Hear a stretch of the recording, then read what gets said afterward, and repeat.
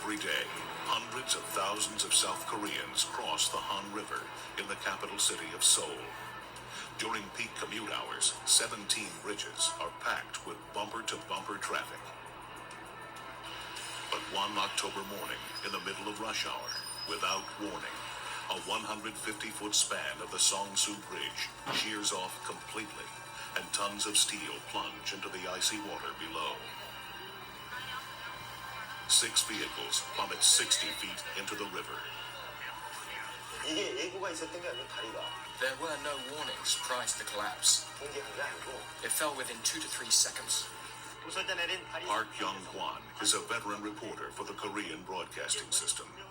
He has covered many disasters in his career, but the catastrophic scene he finds on the Han River is enough to shock even him. I couldn't believe what I was seeing. It was like out of fiction. No, I don't even recall fiction depicting such a horrible accident.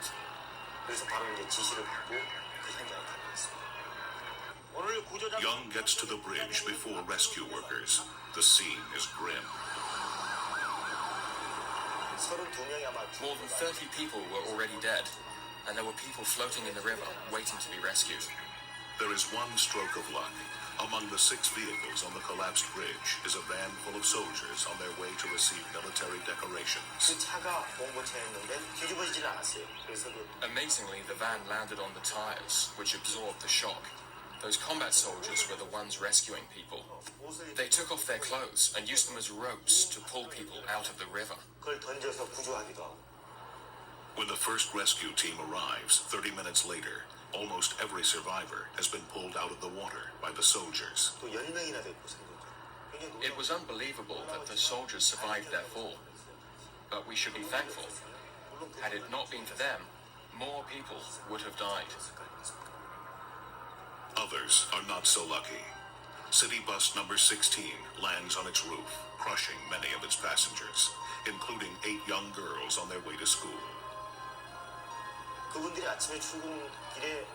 Those people obviously could not have imagined the bridge they cross every morning could collapse within a few seconds. It was irrational, unreasonable, senseless.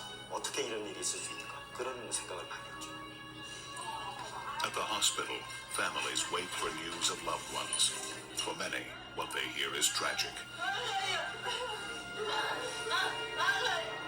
32 people die, and 17 more are seriously injured. Over the next few days, divers comb the waters of the Han River for clues to the collapse of the 15-year-old bridge.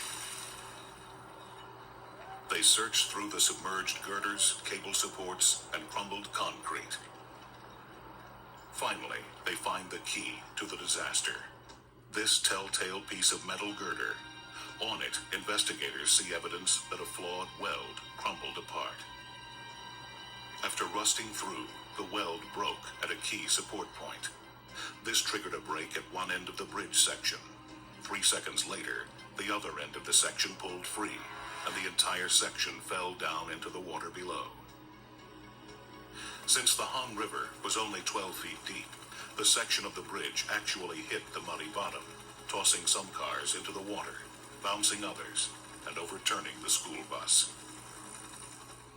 Bridge engineer Chuck Syme says even a tiny crack can cause an entire system to fail.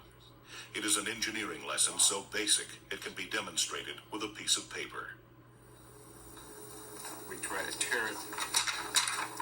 It has some resistance to it, but we all learned very early we wanted to tear paper. We introduce a slight flaw, and then it tears very easily.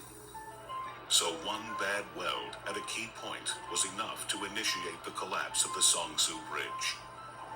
When their report is finished, investigators also cite faulty construction, poor maintenance, and a corrupt inspection system as contributing causes of the collapse. The scandal forces the mayor of Seoul to resign, and 15 city officials and construction company employees are arrested. The Seongsu collapse was a man-made, avoidable disaster. It was a senseless massacre and a nightmare for those that died and also for the families. They will never forget or forgive. For months after the tragedy, the feeder ramps to the old Seongsu Bridge stand as a sad memorial to the lives lost there. But nearby, a new vision for the future is already being built. This is the new Seongsu Bridge, wider, stronger, built to last. Its massive piers dwarf those of the old Seongsu Bridge. Its reinforced steel girders stretch out across the waters of the Han, spanning the painful gap between a tragic past and what South Koreans hope will be a safer future.